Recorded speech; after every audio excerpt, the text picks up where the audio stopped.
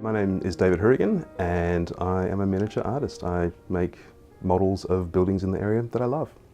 Ever since I was a kid, I built models, so planes and guns and tanks and cars and stuff like that.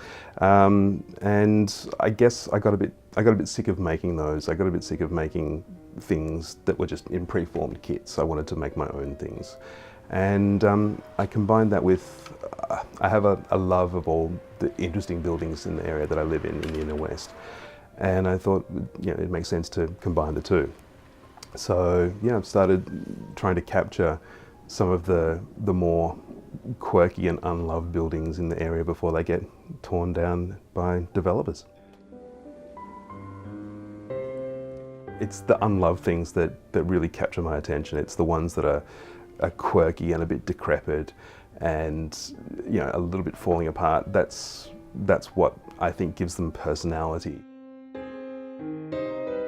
On the Olympic Donuts van, a lot of the interior was a little bit of guesswork. So there are a couple of photos out there from when it still existed, showing Nick, the guy who owned the Donuts van for a long time, showing him in the building, but it's really hard to get a sense of what the interior was like.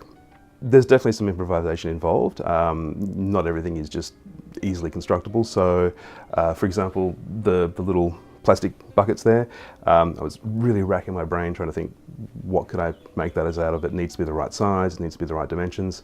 And so I was just looking around the house and I found these little tiny bottle caps from the top of eyeglass cleaning sprays, and they were perfect.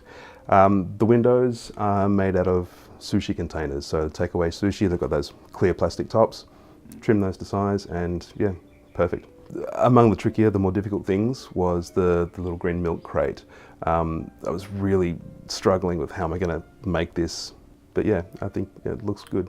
The first model I made when I started out was the Yarraville Racing Pigeon Clubhouse, which is a little tiny building. It's a little weatherboard building on a side street here in Yarraville. I think you have to live in the street to know it's there, basically. And I've never seen it open. I've never seen anyone going in or out, and it's just shuttered and padlocked, but it's beautiful. I mean, it's weathered and the paint's flaking off and the fence is slightly falling down and there's weeds in the forecourt, but yeah, something about it. I think things that have seen a bit of time and have been weathered, it just gives them so much more interest to me. The second that I built was the Switch House, which is this lovely industrial building. Again, it's on a little side street. If you're not walking down that street, living near it, you wouldn't know it's there. And I just like it because it's rusting, and the signage, it's got this beautiful signage that's been built by some metal worker back in the 20s. And the signage is slightly falling apart and rusty smears coming down the facade. And it just, it's really lovely, and the doors weathered and falling apart. I've got this thing for falling apart buildings.